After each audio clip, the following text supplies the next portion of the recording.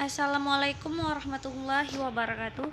Perkenalkan, nama saya Koni Nurlita, Prodi Administrasi Publik, Fakultas Ilmu Sosial dan Ilmu Politik, mata kuliah Asas-Asas Manajemen, dosen pembimbing Risna Dewi SS MSP. Saya ingin mempresentasikan hasil tugas saya materi tentang kepemimpinan dalam manajemen. Kepemimpinan dalam manajemen.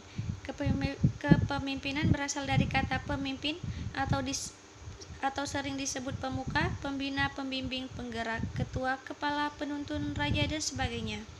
Menurut istilah, pemimpin adalah orang yang mempunyai wewenang dalam pengambilan keputusan suatu organisasi. Menurut Hikmat 2009-249, kepemimpinan adalah proses pelaksanaan tugas dan kewajiban individu. You can delete this slide when you're done editing the presentation. Kepemimpinan merupakan sifat dari pemimpin dalam memikul tanggung jawabnya secara moral dan legal formal atas seluruh pelaksanaan wewenangnya yang telah didelegasikan kepada orang-orang yang dipimpinnya. Owen dalam Sudarmiani 2009-33 menyimpulkan kepemimpinan sebagai fungsi kelompok dan individu. Terjadi dalam interaksi dua orang atau lebih, di mana seseorang menggerakkan yang lain untuk berpikir dan berbuat sesuai yang diinginkan. Menurut Hikmat 2009-11, manajemen adalah ilmu dan seni mengatur proses pemanfaatan sumber daya manusia secara efektif, yang didukung oleh sumber-sumber lainnya dalam suatu organisasi untuk mencapai tujuan tertentu, sedangkan orang yang memimpin organisasi disebut manajer. Gaya kepemimpinan. Gaya kepemimpinan menurut Toha dalam Sudarmiani 2009-41 adalah norma perilaku yang digunakan seseorang pada saat orang tersebut mencoba memengaruhi perilaku orang lain seperti yang ia lihat.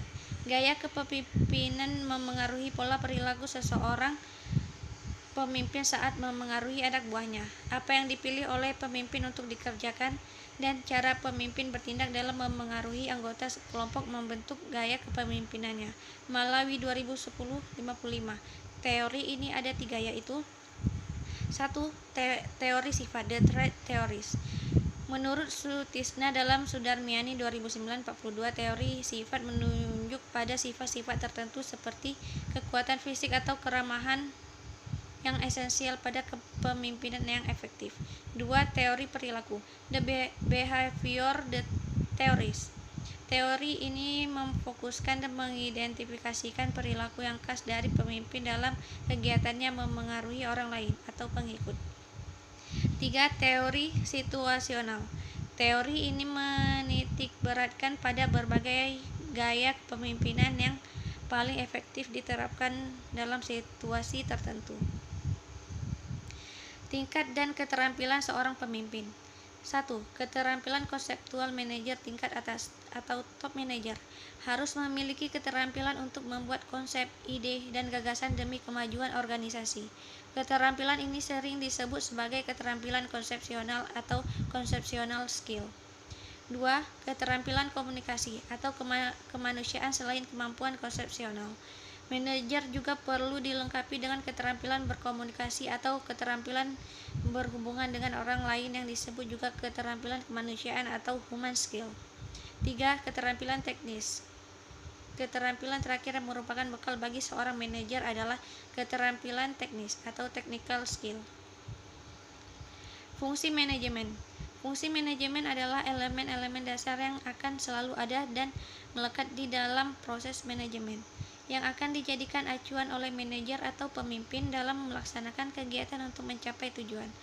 Manajer mengelola fungsi-fungsi: 1. Perencanaan, 2. Pengorganisasian, 3. Penggerakkan, 4. Pengawasan. Ruang lingkup manajemen. Selain manajemen sebagai ilmu, manajemen juga dianggap sebagai seni. Hal ini disebabkan oleh kepemimpinan memerlukan karisma, stabilitas emosi, kewibawaan, kejujuran, kemampuan menjalin hubungan antar manusia, yang semuanya itu banyak ditentukan oleh bakat seseorang dan tidak dapat dipelajari. Ilmu manajemen merupakan suatu kumpulan pengetahuan yang disistemisasi, dikumpulkan dan diterima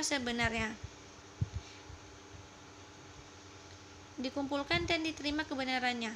Hal ini dibuktikan dengan adanya metode ilmiah yang dapat digunakan dalam setiap penyelesaian masalah dalam manajemen. Metode ilmiah pada hakikatnya meliputi urutan kegiatan sebagai berikut. 1. Mengetahui adanya persoalan. 2. Mendefinisikan persoalan. 3. Mengumpulkan fakta, data, dan informasi. 4. Menyusun alternatif penyelesaian. 5. Mengambil keputusan dengan memilih salah satu alternatif penyelesaian. 6. Melaksanakan keputusan serta tindak lanjut. Tipe-tipe dan model-model memimpin. Tipe-tipe pemimpin berdasarkan konsep, sifat, sikap, dan cara-cara pemimpin tersebut melakukan dan mengembangkan kegiatan kepemimpinan dalam lingkungan kerja yang dipimpinnya.